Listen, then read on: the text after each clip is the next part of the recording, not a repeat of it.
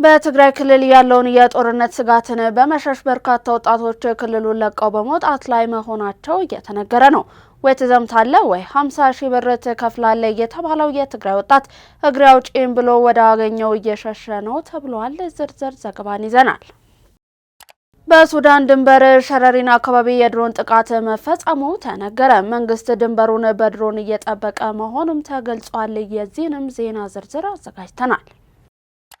የኢፌዴሪ ጠቅላይ ሚኒስትር ዶክተር አብይ አህመድ ለህንዱ ጠቅላይ ሚኒስትር ናሬንድራ ሞዲ እንኳን ደስ አሎት መልእክትን አስተላለፉ። ጠቅላይ ሚኒስትሩ በመልእክታቸው ናሬንድራ ሞዲ በህንድ ታሪክ ለረጅም ጊዜ ያገለገሉ ጠቅላይ ሚኒስትር በመሆን ታሪካዊ ምዕራፍ ማስመዝገባቸውን ገልጸዋል። ዝርዝር ዘገባን ይዘናል። ከውጭ የአሜሪካው ምክትል ፕሬዝዳንት ጄዲ ቫንስ ሀገራቸው ከቴህራን ጋር በመታደርገው ድርድር የኢራንን የኒውክሌር መርሃ ግብር ጉዳይን በዘለቄታው የሚፈታ ስምምነት ላይ ለመድረስ መቃረቧን ተናገሩ።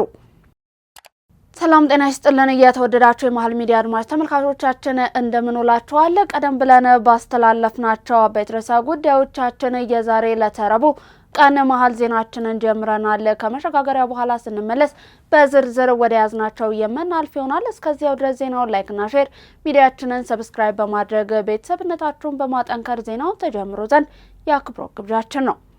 ግሩም መኖሪያ ግሩም ሐሳብ ከድሪም ቢልደርስ ሪል ስቴት እነሆ በ10 በመቶ ቅድመ ክፍያና በ50 በመቶ የባንክ ብድር ለጠራ ለኮራ መኖሪያ ቤት የሚበቁበት አሰራር ዘርግተናል። ድሪም ቢልደርስ ሪል ስቴት ቤቶቹ ከ1 እስከ 3 ባለመኝታ ቤቶች ሲሆኑ ከ7 በመቶ እስከ 30 በመቶ ቅናሽ ተደርጎላቸዋል። ባለ 1 መኝታው 73 ካሬ የ10 በመቶ ቅድሚያ ክፍያው 720 ሺህ ብር ብቻ ነው። ነገር ግን የቤቱን ሙሉ ክፍያ በአንድ ጊዜ ለሚከፍሉ 30 በመቶ ቅናሽ ተደርጎ 5.3 ሚሊዮን ብር ብቻ። ባለ 2 መኝታ 106 ካሬ 1 ሚሊዮን ቅድመ ክፍያ ሙሉ ክፍያውን 100% በአንድ ጊዜ ለሚከፍሉ ከ30 በመቶ ቅናሽ በኋላ 7.7 ሚሊዮን ብር ብቻ።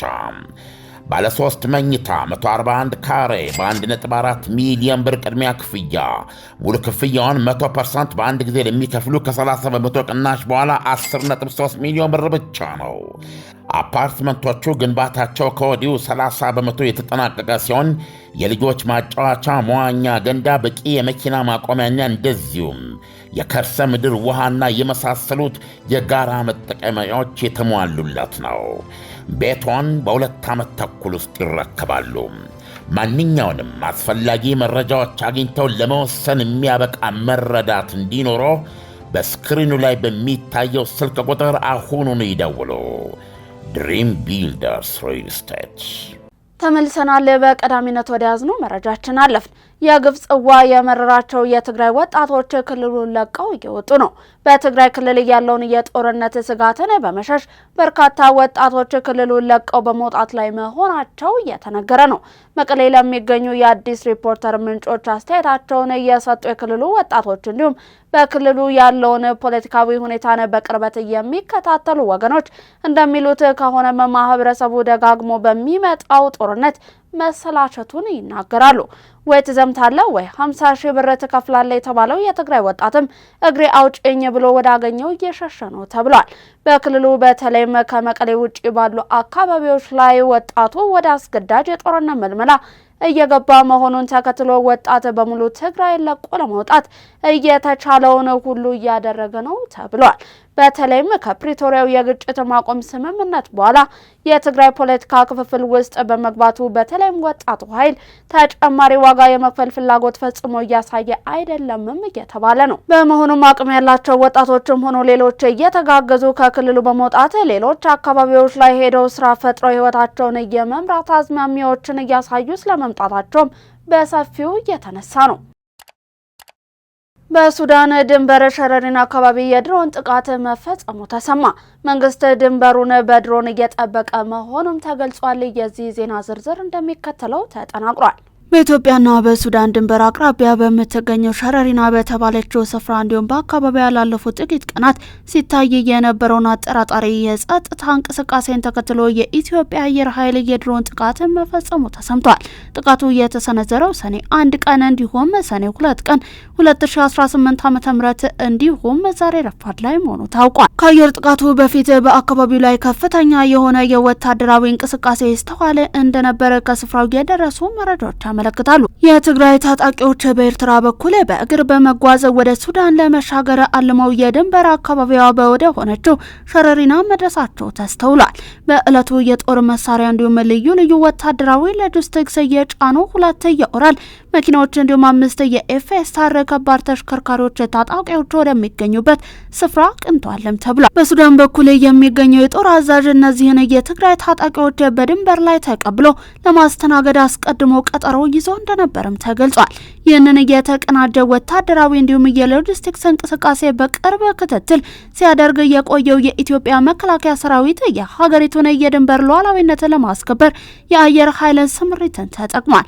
በዚህም መሰረት ዛሬ ረፋድ ላይ የኢትዮጵያ አየር ኃይል ድሮኖችን በመጠቀም ታጣቂዎቹንና የጭነት መኪናዎቹ ባሉበት ስፍራ ላይ የማያዳግም የድሮን ጥቃትን ፈጽሟል። ሪፖርቶቹ እንደሚያመለክቱት በአሁኑ ወቅት በትግራይ ሰሜናዊ ክፍል ባለው የሀገሪቱ ወሰን ላይ የመከላከያ ሰራዊት የምድር ኃይል በአካል ስምሪት ላይ አይገኝም። ይህንን ክፍተት ተከትሎ የሚፈጠሩ የጸጥታ ስጋቶችን ለመክታት እንዲሁም የድንበር ደህንነትን ለመጠበቅ የመንግስት የጸጥታ ተቋማት የድሮን የቴክኖሎጂ አማራጮችን በመጠቀም ድንበሩን በአየር ላይ ለመቆጣጠር መገደዳቸው ተዘግቧል። በአካባቢው ላይ ያለው ውጥረት አሁንም ከፍተኛ መሆኑ የተገለጸ ሲሆንም በጥቃቱ የደረሰው የሰው እንዲሁም የንብረት ጉዳት ዝርዝር መረጃ ወደፊት እንደሚፋጠን ይጠበቃል። የኢፌዴሪ ጠቅላይ ሚኒስትር ዶክተር አብይ አህመድ ለህንዱ ጠቅላይ ሚኒስትር የእንኳን ደስ አሎት መልእክታቸውን አስተላለፉ። ጠቅላይ ሚኒስትሩ በመልእክታቸው ናሬንድራ ሞዲ በህንድ ታሪክ ለረጅም ጊዜ ያገለገሉ ጠቅላይ ሚኒስትር በመሆን ታሪካዊ ምዕራፍ ማስመዝገባቸውን ገልጸዋል። ጠቅላይ ሚኒስትር ዶክተር አብይ አህመድ በማህበራዊ ትስስር ገጻቸው ባስተላለፉት መልእክትም ታላቁ ወንድሜ እንዲሁም ውድ ወዳጄ ክቡር ናሬንድራ ሞዲ የዓለማችንን ትልቁን እንዲሁም እጅግ ንቁ የሆነውን የዲሞክራሲ ማህበረሰብን ዘላቂ እምነት በማግኘት ህንድ ነበር እንዲሁም በቁርጠኝነት በተከታታይ 3 የዲሞክራሲያዊ የስልጣን ዘመናት በመምራት ላስመዘገቡት ታሪካዊ ስኬት የተሰማኝን ደስታን ገልጻለሁ ብለዋል። የጠቅላይ ሚኒስትር ናሬንድራ ሞዲ አመራር በሚሊዮን የሚቆጠር ዜጎችን ከድህነት ያወጣ መሆኑን የጠቀሱት ጠቅላይ ሚኒስትር ዶክተር አብይ አህመድ የዲጂታል ህዝባዊ መሰረተ ልማትን በከፍተኛ ደረጃ ያስፋፋ እንዲሁም ከዚህ ቀደም ታይቶ የማይታወቅ የመሰረተ ልማት እድገትን በማምጣት ፈጣን የኢኮኖሚ መነቃቃትን እያስገኘ መሆኑንም ገልጸዋል።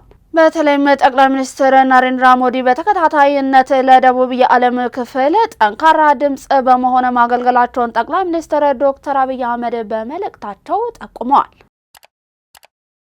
የኢትዮጵያ የባህር በር ባለቤትነት ጥያቄ ቀጠናዊ ደህንነትን በማረጋገጥ በትብብር ላይ የተመሰረተ የጋራ እድገትን ይፈጥራል።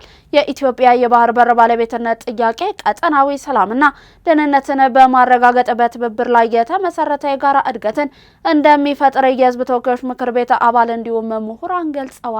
ተጨማሪ አለን። ኢትዮጵያ ከ3 አስርት ዓመታት በፊት ከዓለም ጋር የምትገናኝባቸውን የብዝሃ ባህር በርና የባህር ዳርቻ መዳረሻ ወደብ ባለቤት እንደነበረች በታሪክ ተሰንዶ ይገኛል። በሕዝብ ተወካዮች ምክር ቤት የውጭ ግንኙነትና የሰላም ጉዳዮች ቋሚ ኮሚቴ ምክትል ሰብሳቢ የሆኑት ዶክተር ፈቲ ማዲ ለኢትዮጵያ ዜና አገልግሎት እንደገለጹት በኢትዮጵያ የባህር በር ባለቤትነት ላይ የተፈጸመው በደል የሚያስቆጭ ነው ብለዋል። በኢትዮጵያ ሀገራዊ ለውጥ ማግስት የባህር በር ባለቤትነት ጥያቄ መነሳቱ ፈጣን የኢኮኖሚ እድገት የህዝብ ቁጥርና የደህንነት ስጋቶችን መቀልበስ የሚያስችል ትብብርን ከማጎልበት የሚመነጭ መሆኑን ገልጸዋል። ሀገራዊ ለውጡም ለበርካታ ዓመታት በህዝብ ልብ ተዳፍኖ የቆየውን ታሪካዊ፣ ፍትሃዊ፣ ህጋዊና መልክዓ ምድራዊ የባህር በር ባለቤትነት ግልጽኝነትን መፍጠሩን ተናግሯል። የኢትዮጵያ የባህር በር ባለቤትነት ጥያቄ ሰላማዊ፣ ፍትሃዊና ህጋዊ የጋራ ተጠቃሚነት መርህን ተከትሎ መቅረቡም ዓለም አቀፍ ቅቡልነትና ምክንያታዊነትን ማግላቱን አስረድተዋል። በቀጣይም ቀጠናዊ ደህንነት ደህንነት ዓለም አቀፍ ስምምነቶችን በጥናትና ምርምር ላይ የተመሰረተ የዲፕሎማሲ ድርድር አቅምን በማጎልበት ለጥያቄው ምላሽ ማስገኘት እንደሚገባ መክረዋል። ዜጎች የኢትዮጵያን የባህር በር ባለቤትነት ጥያቄን በተለይም አማራጮችን ለዓለም አቀፍ ማህበረሰብ በማስገንዘብ ብሔራዊ ጥቅምን ማስጠበቅ እንደሚያስፈልግም አንስተዋል። የኢትዮጵያ የባህር በር ባለቤትነት ቀጠናዊ ሰላምና ደህንነትን በማረጋገጥ የጋራ እድገትና ተጠቃሚነትን የሚያረጋግጥ ትብብር እንደሚፈጥርም ጠቅሰዋል። በኢትዮጵያ መከላከያ ኮሌጅ ተመራማሪና መምህር ፕሮፌሰር አየለ ባህሪ በበኩላቸው የኢትዮጵያ ጥንታዊ ስልጣኔና ሀያልነት ከነበራት የባህር በር ባለቤትነት ጋር በጥብቅ እየተቆራኘ ነው ብለዋል። የኢትዮጵያ ታሪካዊ፣ ህጋዊ፣ መልክዓ ምድራዊና ተፈጥሯዊ የባህር በር ባለቤትነትም ከቀይ ባህር፣ ገልፍ ኦፍ ኤደን እንዲሁም ህንድ ውቅያኖስ ጋር ጭምር የተሰናሰለ እንደነበር አስታውሰዋል። ከ3 አስርት ዓመታት በፊት ተዳፍኖ የነበረው የባህር በር ባለቤትነት ጥያቄ መነሳቱም ኢትዮጵያን ከስልጣኔና ሀያልነቷ የማስታረቅ ብሔራዊ አጀንዳ መሆኑን ገልጸዋል። ከመላው የኢትዮጵያ ህዝብ መካከል የባንክ ሂሳብ ያለው 49 በመቶ ብቻ መሆኑን የኢትዮጵያ ንግድ ባንክ ፕሬዝዳንት አቶ አቤ ሳኖ ገለጹ። ዓለም አቀፉን የፋይናንስ ኢንዴክስ መረጃን ዋቢ በማድረግ እንደተናገሩትም አብዛኛው አዋቂ ዜጋ በተለይም በገጠር የሚኖሩ ማህበረሰቦች እንዲሁም ሴቶች አሁንም የባንክ አገልግሎት ተጠቃሚ አይደሉም ብለዋል። ለዚህም ክፍተት መፈጠር ማህበራዊ፣ ኢኮኖሚያዊ እንዲሁም በአንዳንድ አካባቢዎች የእምነት አባቶች ሰዎች ወደ ባንክ እንዳይሄዱ የሚያደርጉ ሃይማኖታዊ ተጽዕኖዎች በሀገሪቱ የቁጠባ ባህል ላይ አሉታዊ ጥሪን አሳልፏል ብለዋል። ይህንን ሰፊ ክፍተትን ለመሙላት የኢትዮጵያ ንግድ ባንክ አካታች የባንክ አገልግሎትን ለሁሉም በሚል መሪ ቃል አዲስ ከወለድ ነጻ የባንክ አገልግሎት የንቅናቄ መድረክን በይፋ አስጀምሯል።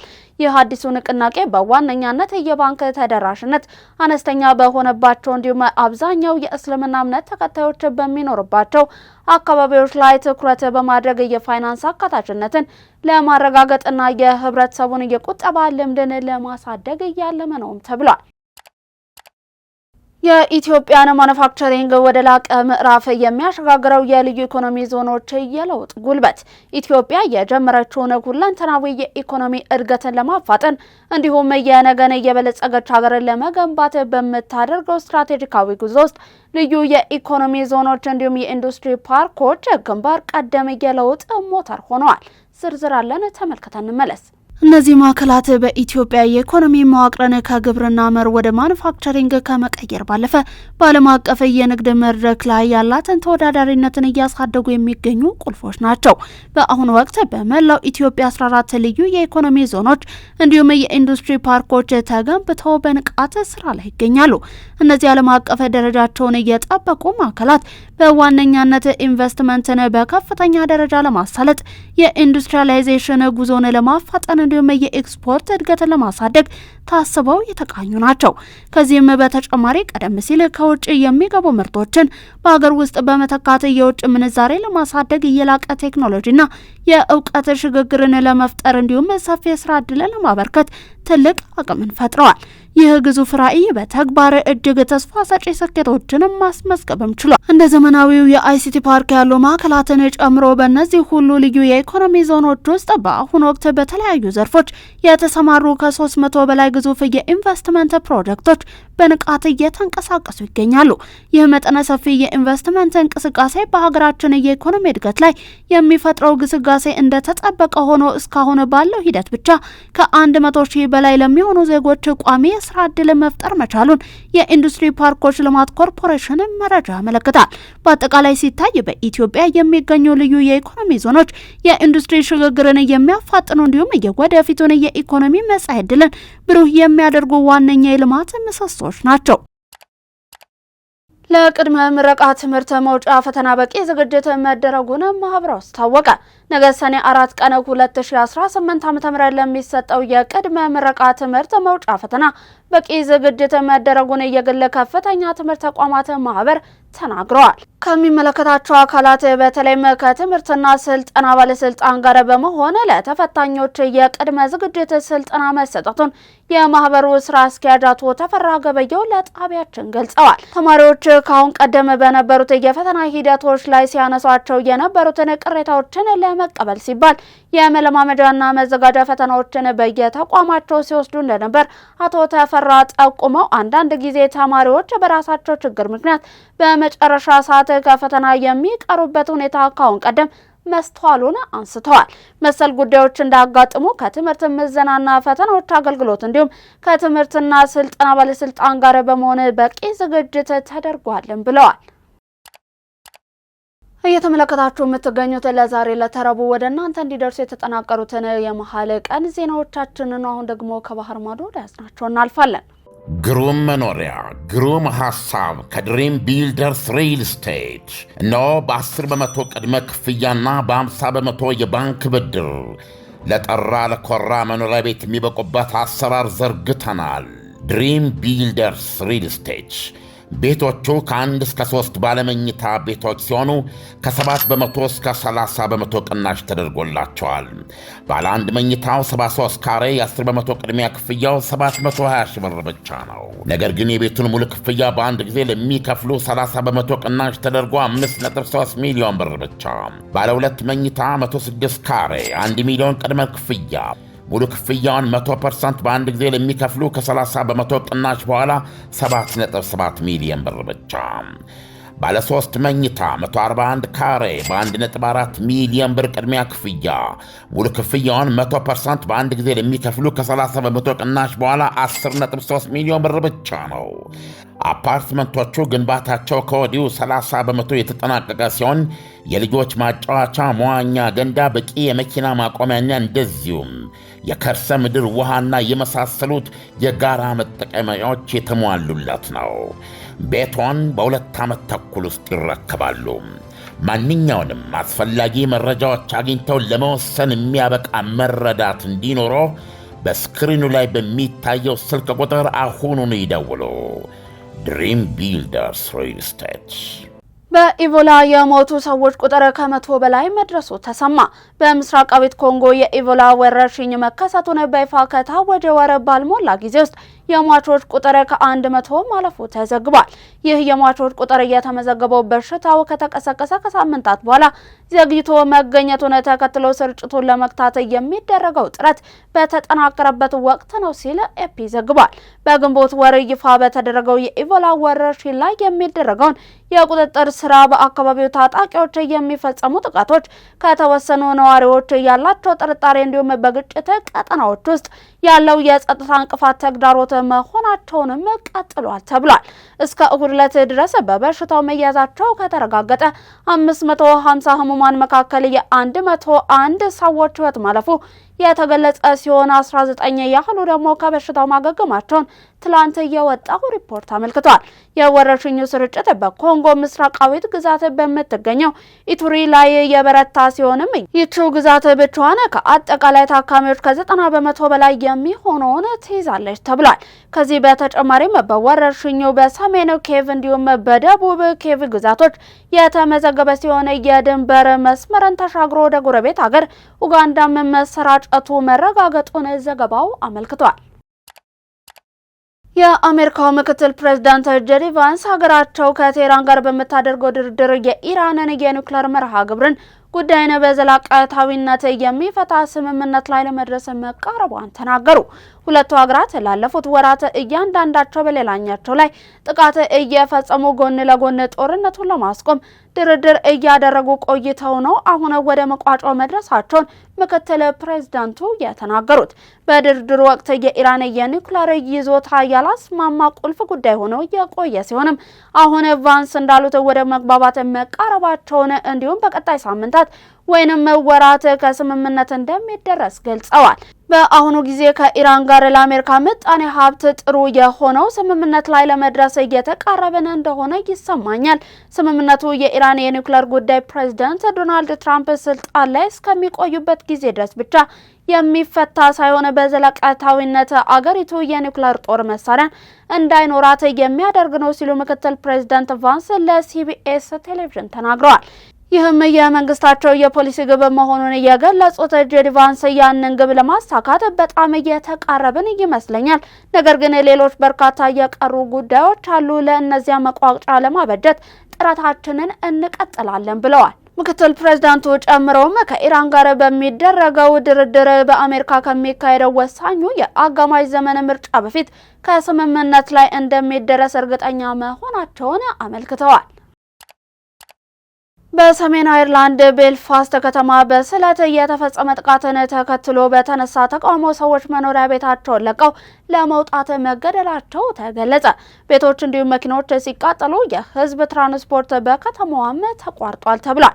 ሰኞ ምሽት በስለት ጥቃት በመፈጸም የመግደል ሙከራ አድርጓል በሚል የተጠረጠረው የ30 ዓመቱ ሱዳናዊ ረቡዕ በሰሜን ቤልፋስት ፍርድ ቤት ይቀርባል። ግለሰቡ ህዝብ በተሰበሰበበት ስፍራ ላይ ስለትን ይዞ በመገኘት እንዲሁም ለመግደል በማስፈራራት ወንጀሎች ክስ ተመስርቶበታል። ጥቃት እየደረሰበት የ40 ዓመት ሰው በአይኑ እንዲሁም አንገቱ ላይ ከባድ ጉዳት እንደደረሰበት እንዲሁም በሆስፒታል ሕክምና እየተከታተለ መሆኑም ነው የተገለጸው። በስፋት በበይነ መረብ የተሰራጨው የጥቃቱ ቪዲዮ እንደሚያሳየው ከሆነም ፖሊስ ወንጀሉ ወደ ተፈጸመበት አካባቢ እስከሚደርስ ድረስ በርካታ ሰዎች ተሰብስበው አጥቂውን ባገኙት ነገር ሁሉ ለመከላከል ሞክረዋል። የሰሜን አይርላንድ ፖሊስ ጥቃቱን ተከትሎ በውስን አካባቢዎች በተፈጠረ ነውጥ መረጋጋት እንዲሰፍንም ጠይቋል። ተቃዋሚ ሰልፈኞቹ የቆሻሻ ገንዳዎችን እንዲሁም አውቶቡሶችን በእሳት እንዲቀጣጠሉም አድርገዋል ነው የተባለው። የአውቶቡስ ትራንስፖርት ለከተማ የሚቀርበው ትራንስሊንክ የተባለውን ኩባንያ በአውቶቡሶቹ ላይ የደረሰውን ውድመት አውግዞ አገልግሎት መስጠቱን አቋርጧል። ማክሰኞ ምሽት ፍትህ ሚኒስትሯ ናኦሚ ሎንግ በሰሜናዊ አይርላንድ ጭንብል ላጠለቁ ወንበዴዎች ቦታ የለንም ሲሉም ተናግረዋል። ለዛሬ ዕለተ ረቡዕ ከመሃል ሚዲያ ቀን ወደ እናንተ እንዲደርሱ ያጠናቀርናቸውን የቀን መረጃዎቻችንን አበቃን። አብራችሁን ስለነበራችሁ እጅግ እናመሰግናለን። ዜናውን ላይክ እና ሼር፣ ሚዲያችንን ሰብስክራይብ በማድረግ ቤተሰብነታችሁን ድጋፋችሁን ታጠናክሩ ዘንድ የአክብሮት ግብዣችን ነው። ከዩቲዩብ ባለፈ በፌስቡክ፣ ቴሌግራም እንዲሁም ቲክቶክ ገጾቻችን ተጨማሪ የመሃል ይዘቶችን መመልከት የምትችሉ መሆኑን ከወዲሁ እንገልጻለን። በኔ ቦታ በቃው። ሰላማችሁ ይብዛ።